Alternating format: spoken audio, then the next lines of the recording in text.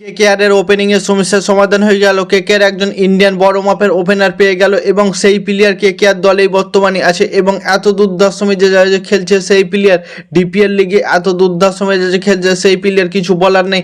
6 বলে 6টা ছক্কা মারছে এবং 8টা ম্যাচে 7টা 50+ স্কোর করে দিয়েছে সেই প্লেয়ার এবং পাওয়ার প্লেতে আর প্রত্যেকটা বলে বাউন্ডারি ওভার বাউন্ডারি মারছে এবং প্রত্যেকটা রান করছে ওভার বাউন্ডারি এবং বাউন্ডারি মিলে। আজকে যে রান করেছিল সেই রানটা মাত্র 2টি রান সিঙ্গেল নিয়েছিল, বাদ বাকি প্রত্যেকটা রান ওভার বাউন্ডারি এবং বাউন্ডারি মেরে রান করেছে। 4-6 ছাড়া কোনো কথাই বলছে না সেই প্লেয়ার। ফিন অ্যালেনের সাথে সেই ইন্ডিয়ান প্লেয়ার যদি ওপেনিং করতে নামে কেকেআর দল থেকে, তো ভাবো কি হবে কেকেআরের। কি বৈভব সূর্যবংশী, কি অভিষেক শর্মার খেলা দেখছো। এখন দেখবে কলকাতা নাইট রাইডার্সের পাওয়ার প্লের খেলা, কি দুর্ধর্ষ মেজাজে খেলবে। দুই তরফ থেকে খেলতে শুরু করবে ফিন অ্যালেন এবং সাত্তাক রঞ্জন। সাত্তাক রঞ্জন দিল্লি প্রিমিয়ার লিগে এখন দুর্ধর্ষ মেজাজে খেলছে, 1 নাম্বার প্লেয়ার এবং পাওয়ার প্লের মধ্যে প্রত্যেকটা বল বাউন্ডারি ওভার বাউন্ডারি মারছে এবং স্ট্রাইক রেট 200+ স্ট্রাইক রেট। মানে ভাবো, সাত্তাক রঞ্জন কলকাতা নাইট রাইডার্স দলে 2026-এ ছিল কিন্তু একটা ম্যাচেও সুযোগ পায়নি। সেই প্লেয়ার দিল্লি প্রিমিয়ার লিগে গিয়ে এত দুর্ধর্ষ মেজাজে খেলছে এবং সব থেকে বেশি রান করেছে। 8টা ম্যাচে প্রায় 50+ স্কোর করেছে। 7টা ম্যাচ মানে প্রত্যেকটা ম্যাচে করেছে 50, 60, 95, 100, 75, 65 এইরকম রান প্রত্যেকটা ম্যাচে করেছে। মানে 70-র অ্যাভারেজ ভাবো প্রত্যেকটা ম্যাচে। কলকাতা নাইট রাইডার্স ফিন অ্যালেনের সাথে যদি সাত্তাক রঞ্জনকে ওপেনিংয়ে দেয়, কি দুর্ধর্ষ মেজাজে ওপেনিং করবে ভাবো। কলকাতা নাইট রাইডার্স যে খুঁজছিল একটা ইন্ডিয়ান ওপেনিং প্লেয়ার, ও সেই প্লেয়ারটা পেয়ে গেছে। কারণ একটা ইন্ডিয়ান ওপেনিং প্লেয়ার পেয়ে গেলে বিদেশি প্লেয়ারগুলোকে মিডিল অর্ডারে অথবা বলার হিসাবে খেলাতে পারে। সেখান থেকে কলকাতা নাইট রাইডার্সের অনেক বড় একটা সুযোগ হয়ে গেল। ফিন অ্যালেন যেমন ওয়ান হ্যান্ডেড ম্যাচ জিতে দেখার ক্ষমতা রাখে, সেই রকম সাত্তাক রঞ্জন এবং ফিন অ্যালেন যদি ওপেনিং করতে আসে এবং 6 ওভার টিকে যায়, মানে ভাবো 6 ওভারে 120-30 রান ইজিলি ভাবে করে দেবে। কারণ দুটো প্লেয়ারই দুর্ধর্ষ মেজাজে খেলতে পারে। ফিন অ্যালেন তো তোমরা খেলা দেখেছো, কোনো বলে ডিফেন্স করতে পারে না, সে প্রত্যেকটা বল বাউন্ডারি ওভার বাউন্ডারি মারার চেষ্টা করে এবং সেই রকম প্লেয়ার হচ্ছে সাত্তাক রঞ্জন এবং ফিন অ্যালেন দুই তরফ থেকে মারতে শুরু করবে এবং 3 নম্বরে অ্যাঙ্কার ইনিংস খেলার মতো প্লেয়ার আসবে আঙ্কিশ রঘুবংশীর মধ্যে ভরপুর ট্যালেন্ট আছে এবং ইয়ংয়ের সুপারস্টার প্লেয়ার এবং নেক্সট বিরাট কোহলি হতে পারে আঙ্কিশ রঘুবংশী, এটা তোমরা দেখতে পারো।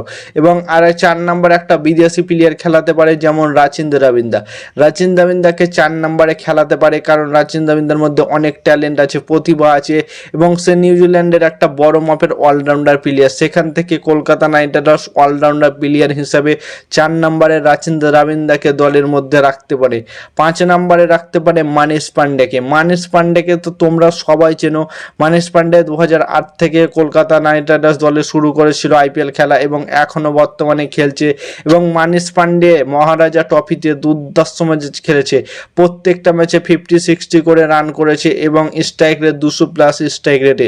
তাই 5 নম্বরে মানিশ পান্ডেকে রাখা যাবে এবং 6 নম্বরে রাখো রিঙ্কু সিংকে, লেজেন্ড রিঙ্কু সিংও এখন দুর্ধর্ষ ম্যাচে খেলছে। ইউপি লিগ থেকে যেখানে খেলছে সেখানে ফিনিশিং টাচটা খুব সুন্দরভাবে রিঙ্কু সিং দিতে পারছে। প্রথম ম্যাচে করেছিল 13 বলে 28 রান, আগের ম্যাচে করেছিল 12 বলে 25 রান, আজ করেছে 22 বলে 45 রান। মানে ভাবো রিঙ্কু সিং এত দুর্ধর্ষ মেজাজে ফিনিশিং টাচ দিচ্ছে, কিছু বলার নেই। 6 নম্বরে রিঙ্কু সিং কনফার্ম থাকবে এবং 7 নম্বরের জায়গায় একটা বিদেশি প্লেয়ার খেলাতে পারে অথবা হার্দিক পান্ডিয়া। যদি হার্দিক পান্ডিয়াকে কলকাতা নাইট রাইডার্স দলে আনতে পারে তো 7 নম্বরে হার্দিক পান্ডিয়া খেলবে, না হলে রোম্যান পল। এই দুটো প্লেয়ারের মধ্যে একটা প্লেয়ার কনফার্মই খেলবে এবং 8 নম্বরে খেলবে সুনীল নারায়ণ, লেজেন্ড অফ সুনীল নারায়ণ। 9 নম্বরে অনুকূল, 10 নম্বরে হার্ষিত। প্রপার 10 জন অব্দি ব্যাটিং থাকবে। 11 নম্বরে থাকবে বরুণ চক্রবর্তী। ইনফ্যাক্ট প্লেয়ার হিসাবে কার্তিক তগিকে রাখতে পারে অথবা মাথিসা পাথিরানাকে রাখতে পারে। বিদেশি প্লেয়ার যদি একটা হার্দিক পান্ডিয়া আসে, সেই জায়গাতে মাথিসা পাথিরানাকে ইনফ্যাক্ট প্লেয়ার হিসাবে আনতে পারে কলকাতা নাইট রাইডার্স। কলকাতার কাছে 10 জন ব্যাটিং থাকবে, প্রপার ব্যাটিং। ফিন অ্যালেন এবং সাত্তাক রঞ্জন কি দুর্ধর্ষ মেজাজে ওপেনিং করবে। আঙ্কিশ রঘুবংশী এবং রাচিন রবিন্দা ম্যাচটাকে লিড করার চেষ্টা করবে এবং মানিশ পান্ডে এবং রিঙ্কু সিং দুর্ধর্ষ মেজাজে শুরু করবে এবং রোম্যান পল অথবা বা হার্দিক পান্ডিয়া এবং সুনীল নারায়ণ এরা তো ম্যাচটাকে ফিনিশিং টাচটা দেওয়ার চেষ্টা করবে এবং যদি রানের দরকার পড়ে তো অনুকূল রায় এবং হার্ষিত রানা এরা দুজন মিলে দলটাকে একটা মজবুত পজিশনে নিয়ে যাবে। হার্ষিত রানা এখন খুব সুন্দরভাবে অলরাউন্ডার প্লেয়ার এবং তার মধ্যে অনেক প্রতিভা আছে হার্ষিত রানার মধ্যে। কলকাতা নাইট রাইডার্স চাইলে একটা এইরকম মজবুত টিম নিয়ে মাঠে নামতে পারে। আমার মনে হয় যে এইরকম যদি একটা মজবুত টিম নিয়ে কলকাতা নাইট রাইডার্স মাঠে নামতে পারে 2027 আইপিএলে কনফার্ম চ্যাম্পিয়ন হবে। কারণ দলের মধ্যে কতগুলো ভালো ভালো প্লেয়ার আছে এবং ইয়ংগেস্ট প্লেয়ার আছে, আঙ্কিশ রঘুবংশী আছে, কার্তিক তোগি আছে, সাত্তাক রঞ্জনকেও খেলাতে পারে। তো তোমাদের মতামত কি কমেন্ট করে জানাও। ফিনালেন এবং সাত্তাক রঞ্জনের ওপেনিং 2027 আইপিএলে দেখতে চাও কিনা এবং ক্রিকেটের নতুন আপডেট পেতে চ্যানেলটাকে সাবস্ক্রাইব এবং ফলো করতে ভুলো না। ততক্ষণের জন্য টাটা, বাই বাই, জয় হিন্দ।